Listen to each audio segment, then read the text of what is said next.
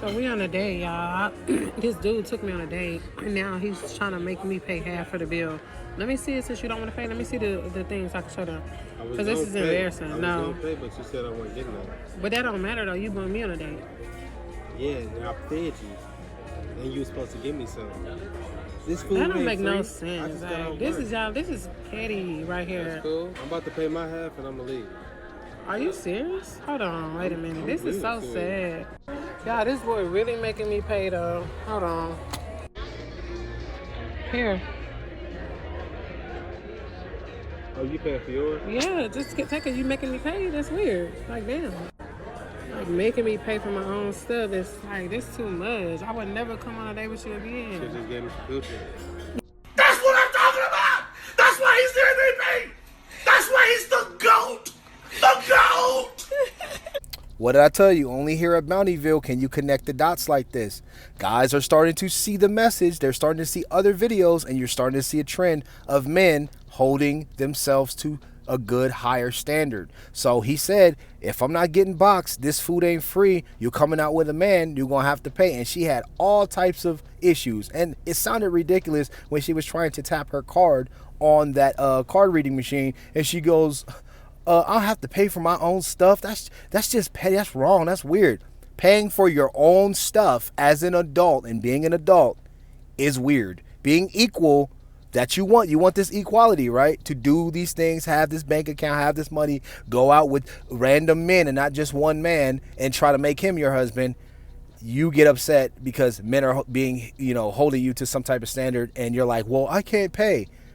Welcome to being a man. But this guy right here, standing on business. More guys are going to stop simping. I'm telling you, we always connect the dots here at Bountyville.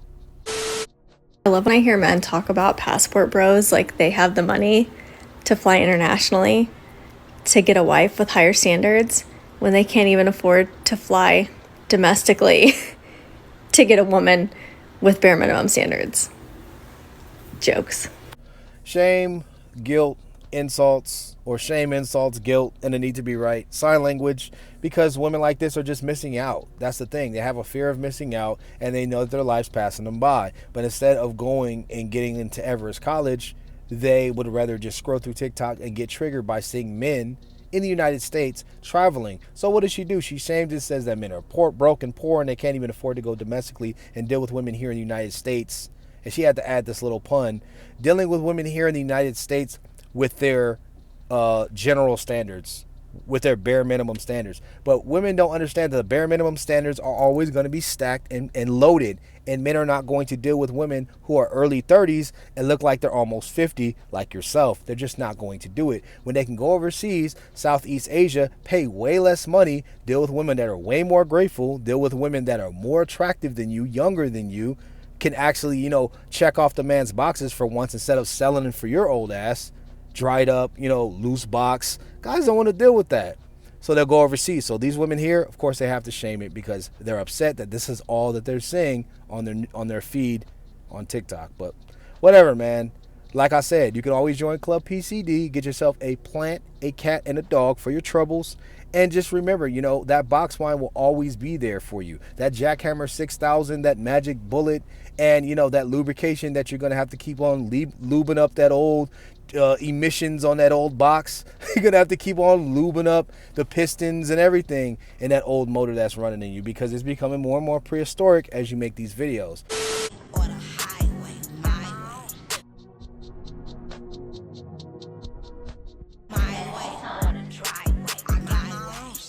Yo, bro, this nigga Mark is taking that shit to the extreme, bro.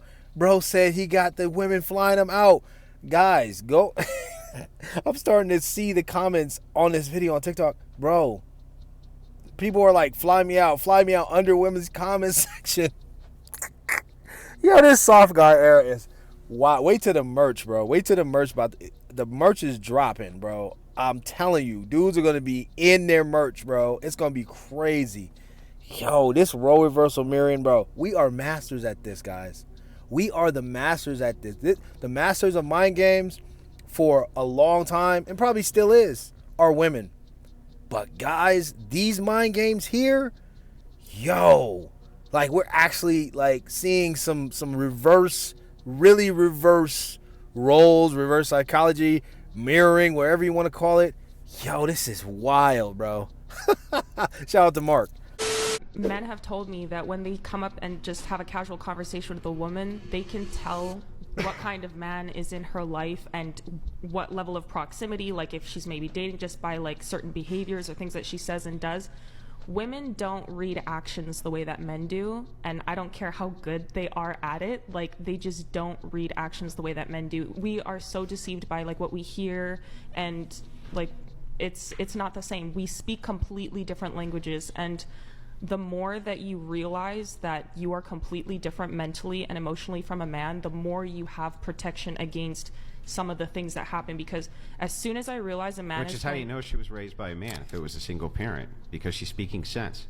I was going to ask you, actually, I was like, you noticed that I had you asked me immediately, okay, were you raised with your mother? And probably because you could tell by the way that I'm speaking, what's coming out of my mouth, that there's more of a masculine influence in my life as opposed to a woman's.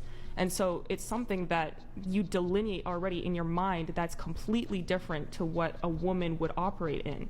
So it's just a completely different thing. And as soon as I notice that a man is playing chess, I instantly defer to my father. And if I had a husband, I'd instantly defer to him, because I know that I will never win a game of chess against a man. I just won't. And if I try to, as soon as I enter the game, I lose. That's the part that I find problematic. Shout out to whoever this woman is on the Whatever podcast. She is light years, and I mean light years ahead of most modern women nowadays, because she's unable to do something that men do all the time. That's compartmentalize and be able to take ourselves out of our own two shoes and be able to empathize and sympathize and be, competent enough to understand women. You get what I'm saying? But women don't do the same for us. So, and the thing is that she said about that, men are able to read how women are and where they are possibly in their lives by the way that they convey themselves in actions. And that is a chess game, and that's something. But some guys ignore it, and that's how they get burned, because maybe they don't have options or something. But they can tell 9 times out of 10 she has some, some traits that might be problematic or, raise some red flags. But not only that, she mentioned that women fall in love with what they hear, and that's how you know she was spitting facts and she understood it, because women fall in love with what they hear, men fall in love with their eyes.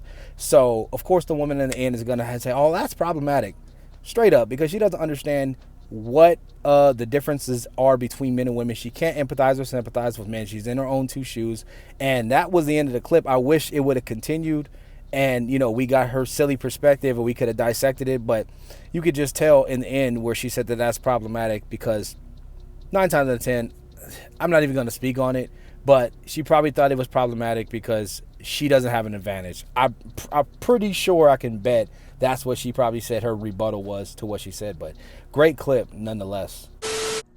You guys have to stop asking, what do you bring to the table? Because what table? Bitch, what table? You don't have a table. I don't have a table. None of us have a table anymore. Have you guys not been paying attention? The question you should actually be asking is, what do you bring to the revolution? Because even if we had a table, where are we going to put it? Where's it going to go? In the house that we can't afford, or the apartment we pay 3 times the normal price to rent from a fucking hedge fund? What goes on this table? Food that's poisonous and illegal everywhere else in the fucking world? When do we get to sit down at it?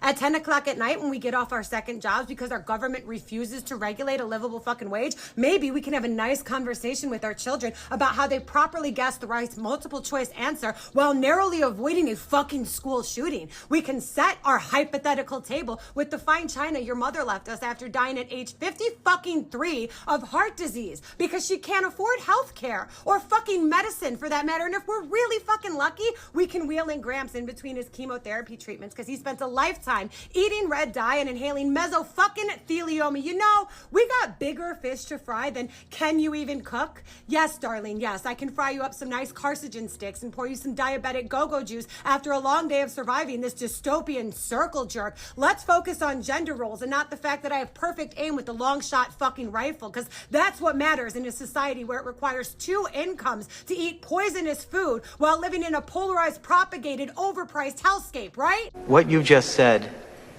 is one of the most insanely idiotic things I have ever heard. At no point in your rambling, incoherent response were you even close to anything that could be considered a rational thought? So, in a nutshell, men are going to lose something and gain nothing in the end. So yeah, you bring nothing to the table. So guys, this is why you'll see this woman probably in the future pushing a cart to the downtown metropolitan area with a parrot glued to her shoulders talking to herself. Yeah, homelessness is rising in America when it comes to the population of females. So yeah, I can literally see this happening with her, and it's just terrible. But yeah, man, this is why you guys got to get your passport. You guys got to get up out of here. These women are losing their minds. They're infiltrated, and the ChatGPT bot is going insane, and their chips are scrambling because men are challenging this nonsense. Keep up the good fight. Drizzle, soft guy area. I said area. Era, Manosphere, Passport Bros, Monk Mode, and MGTOW. Shout out to y'all niggas.